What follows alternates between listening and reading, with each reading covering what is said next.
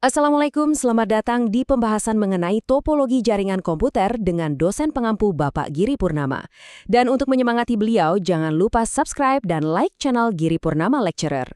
Oke, pernah kepikiran nggak sih gimana caranya komputer-komputer di kantor atau lab sekolah itu bisa saling ngobrol? Nah, di balik semua itu ada semacam peta atau desain yang ngatur semuanya. Kali ini, kita akan kupas tuntas fondasi dari jaringan komputer, yaitu topologi.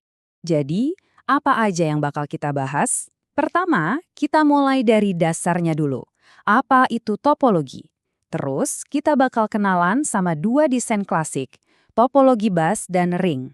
Abis itu, kita bandingin keduanya head to head, dan terakhir kita cari tahu gimana caranya milih topologi yang paling pas buat kebutuhan kita.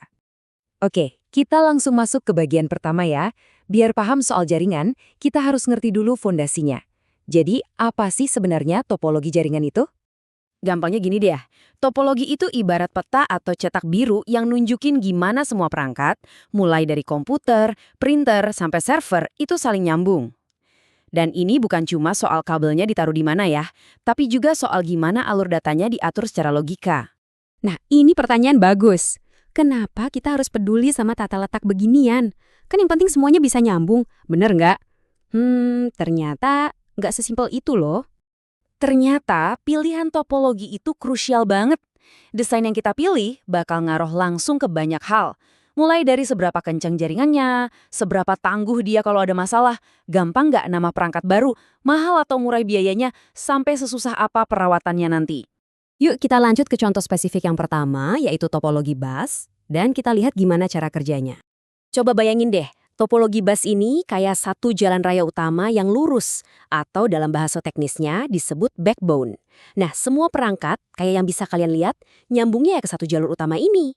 Konsepnya sederhana banget kan? Cara kerjanya juga simple. Jadi pas satu komputer mau kirim data, data itu bakal diteriakan atau disiarkan ke seluruh jalur. Terus semua komputer di jalur itu bakal dengar.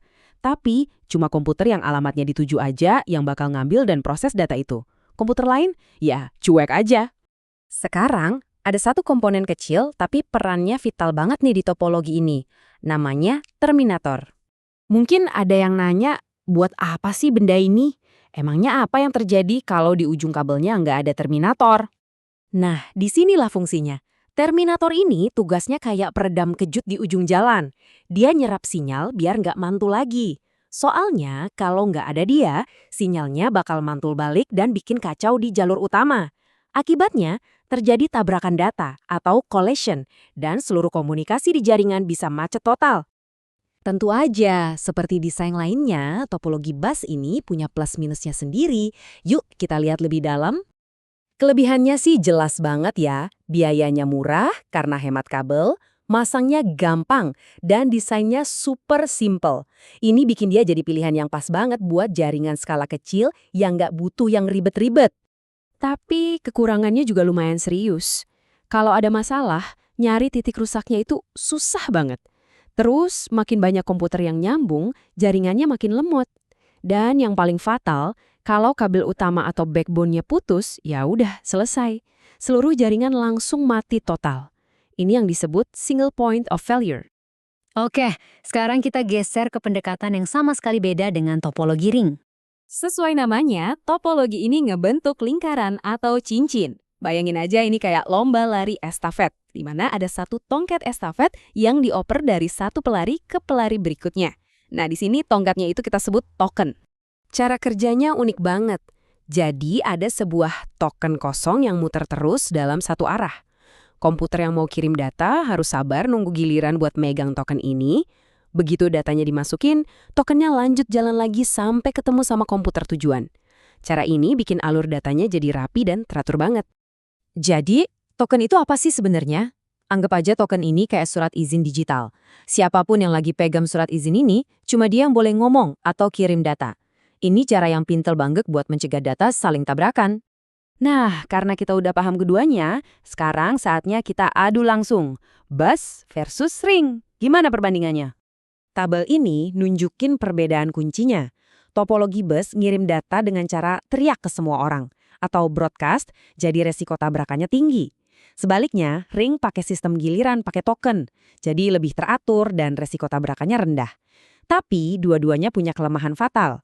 Di bus, jaringan lumpuh kalau kabel utamanya putus. Kalau di ring, jaringan bisa lumpuh juga kalau ada satu aja koneksi yang putus. Soal biaya, bus jelas juaranya, lebih ekonomis. Oke, sebagai penutup, mari kita simpulkan gimana caranya milih topologi yang benar-benar pas sesuai kebutuhan. Jadi, kapan kita sebaiknya milih bus? Gini, pilihlah bus kalau kamu mau bikin jaringan yang kecil banget, misalnya buat beberapa komputer aja, anggarannya terbatas, dan kamu nggak terlalu butuh kecepatan transfer data yang super kencang. Terus gimana dengan ring? Nah, topologi ini lebih cocok kalau kamu butuh performa yang stabil dan bisa diprediksi, bahkan pas lalu lintas datanya lagi padat banget. Intinya, kalau menghindari tabrakan data itu jadi prioritas utama, ring adalah jawabannya. Ini membawa kita ke pertanyaan terakhir yang menarik banget untuk dipikirin. Di zaman sekarang, di mana jaringan nirkabel dan topologi yang lebih canggih kayak star itu udah ada di mana-mana, apa konsep dasar dari bus dan ring ini masih relevan?